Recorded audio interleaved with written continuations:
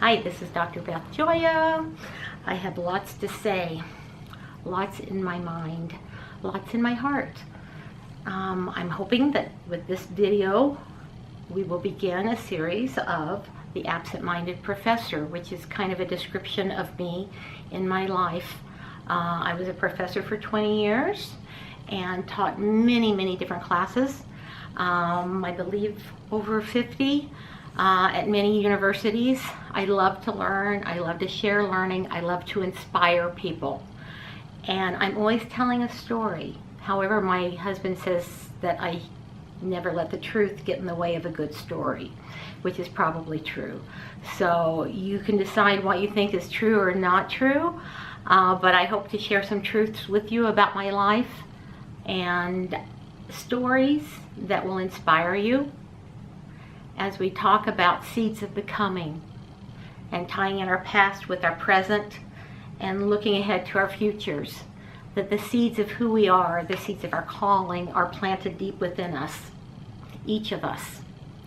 And whether or not we think we can be something, or whether or not we feel like we have control, I am convinced that all things work together for good to them that love God and are called according to His purpose, and that we have been chosen to be in Him since the foundation of the world, and that He called us to do these things and to walk in perfection and in peace and in love and in joy, and that everything that happens to us,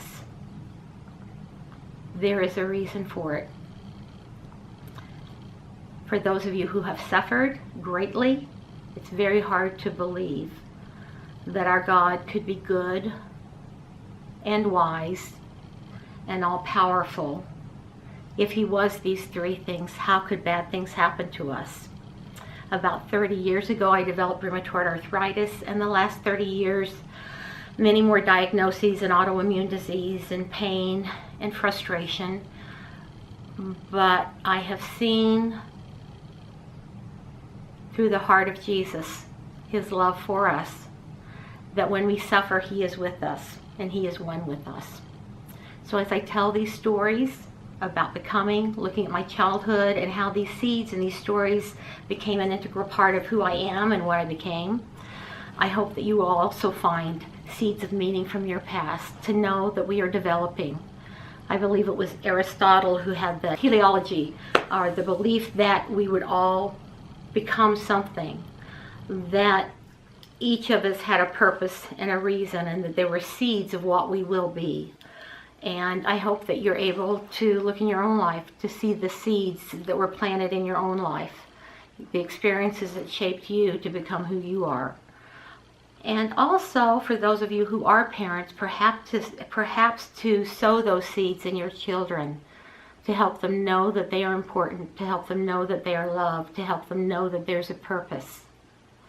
All things work together for good to them that love God, because God is love. Even though things are not good that happen to us often, whatever we give to God, He brings good out of it, because God is love.